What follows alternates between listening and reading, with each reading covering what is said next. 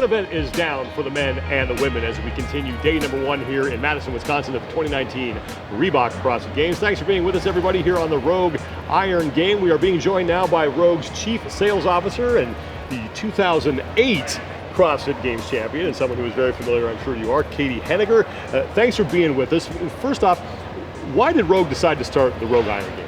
I think Bill and I have been talking about it for a few years now with our friends Terry and Jan Todd from the Stark Center in Austin, and it's really our way of telling the story of anybody that puts their hand on a barbell. We've done our documentaries. We have a partnership with USAW and with IPF and IWF, and this is kind of our way to bring everything together and tell the story of the events that we support. So what sports is the Iron Game going to cover, and can you tell us why you've chosen these sports? Well, currently we've done strongman, right? We've done some USAW stuff, we've done CrossFit now, and I think anything that we would support where people are using barbells and really the strength game, tying that all together, that's really what we want to do. We're at the games now, but what's next on the horizon for the Iron Game?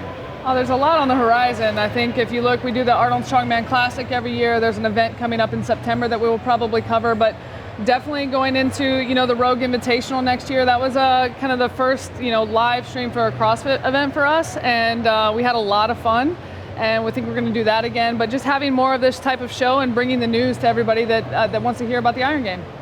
This is such a major undertaking for you, the CrossFit Games. You guys have been part of this for more than 10 years. What are the lessons that you've learned about how to help put this event on over that time? I think you always learn good lessons out of failure, or when you don't do something correctly and you use that the next time that you do that. And I think we have a lot of staff that have been here 8 to 9 years, and they're able to help our rookies, the do's and don'ts. But I think all the teams here at the games, if it's signage or operations and the logistics, we all work really well together because we've been around for so long. But it's just it's an awesome event. What a way to kick off the weekend. I think Matt and Tia look really strong. I think that's, no surprise to anybody here, but it's fun for us as well. It's a lot of work. We have over 100 people here this weekend, so it should be fun. Everyone is familiar with the Rogue t-shirts. You're wearing one that reads "Don't Weaken." What exactly does that mean, and where did it come from? Well, our friend Terry Todd, that was kind of his motto. It's really, you live a good life, you don't weaken. And I think anybody that can take that and run with it, and I think, especially Bill and I and Rogue, that's a good motto for us. Thank you so much for being here. Thanks for putting this show on. I know we're all having a good time. Hopefully the people at home are having fun, and hopefully you can get some sleep now for the rest of the week. I know you're super busy. Monday. Caity Henniger, Chief Sales Officer and the 2008 Fittest Woman on Earth for Rogue Fitness, joining us. And again, thank you so much. Let's go to what we just saw with the women. We're going to start with Laurel Horvath. Didn't finish the event, but did you like what you saw from her? Why or why not? Well, I really liked the first half of what I saw from Laurel Horvath. She looked really good. She looked much stronger on the rope climbs than I had expected. She looked great with the barbell. What started to worry me, though, was rounds 3 and 4. Her run beat started to look a lot more labored. And then on top of it, and even possibly more importantly, she missed a rep on her rope climb on the final round. And what really spoke to me was the body language of when she sat down on that crash pad. She was chalking her hand. She still had about 30 seconds to go before the time cap, but she never tried again, and she didn't get up from that crash pad for a good 30 seconds after the event. And it's that body language that worries me a little bit. Maybe some concerns still about Laurel Horvath, but still plenty of competition left. No concerns whatsoever about Tia Toomey. Come on, she is getting even better, it looks like. The only concern I have that revolves around Tia is the rest of the field after I saw that event. The only bobble she had was coming off the first snatch because of the pace she was pushing on those legless rope climbs. So we're talking about a first event test that's going to cut the field down. There was so much hype, so much mystery going around it, and to come out and do what she did, not only win, but absolutely destroy the rest of the field, being one of 4 women to only finish this event of the 150 plus that were taking part of it.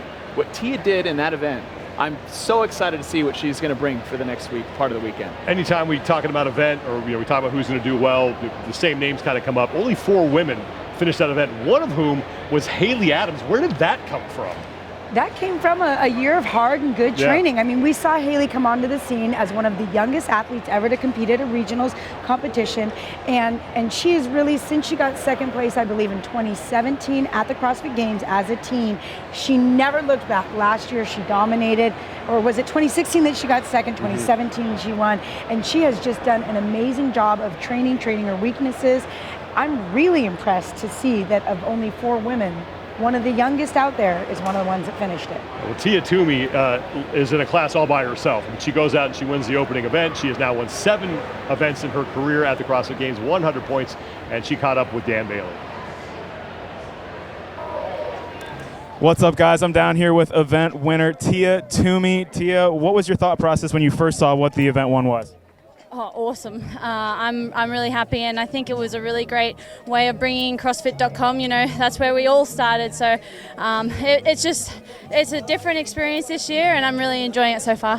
What was the strategy once you heard the buzzer go off? 3, 2, 1, go. What were you thinking? You know, leading into it, Shane and I were talking about a game plan. 3, 2, 1, go. Went out the window, I just went. I love it. Thanks for stopping with us. Yeah, thank you. Thank you, guys. Back to you. I think maybe another scary thing for the rest of the field is that Tia Toomey just looks like she's having fun. I mean, this is just practice for her. Right, again, she looks so comfortable on those 400-meter runs. And I always love an interview with Tia Toomey. She was so humble. She was so sweet in that interview, right? She talked about remembering what it was like for it to be her first games and how exciting and how honored she is to be here with all of these women at their first games.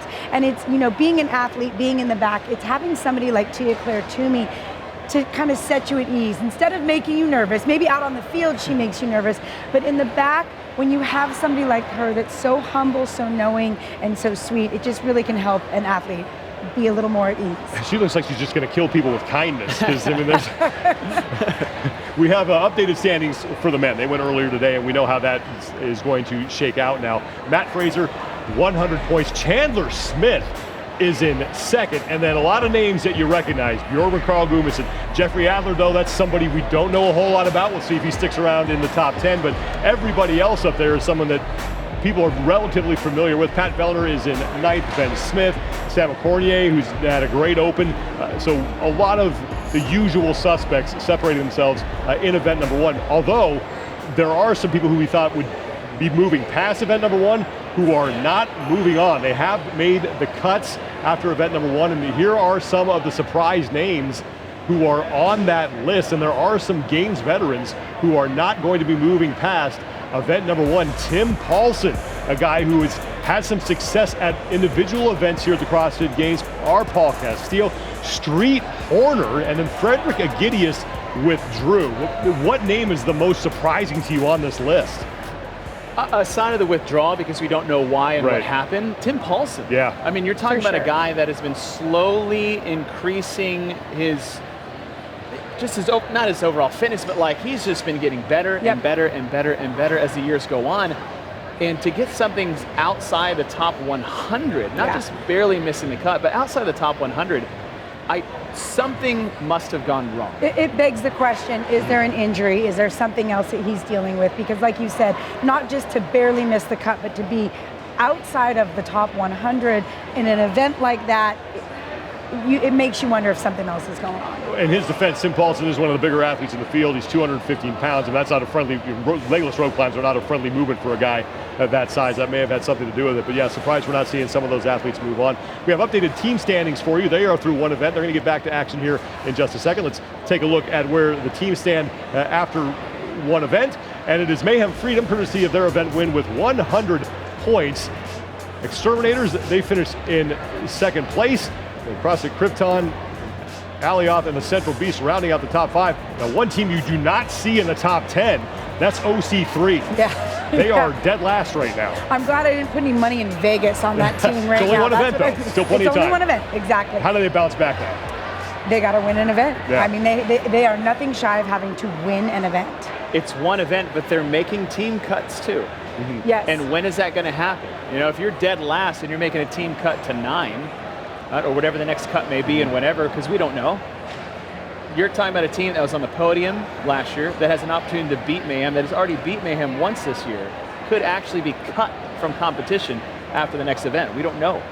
Yeah, the team event has been announced, and they're back-to-back events, and they're much different challenges. And OC3 may have a chance to make up some ground as they have a chipper, and then they have a 1-rep max combined clean and jerk. Who are some of the teams you're going to be watching for that event?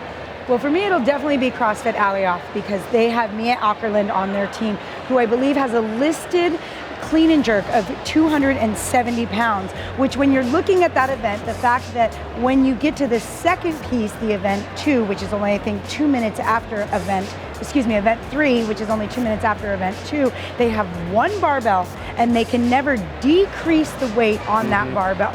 Well, considering that Mia has a 270 pound clean and jerk, they won't have to decrease. Decreasing the weight isn't even necessary for somebody like that. So that's the team I'm looking at. Yeah. You said barbell, and then Boston pops into my head with Tolo Marquinho and Craig Kenny leading the charge for that team. So when you're looking at, Invictus Boston making a splash in event 3, that second event is going to test the teams in a massive way. You're talking about synchronized rope climbs.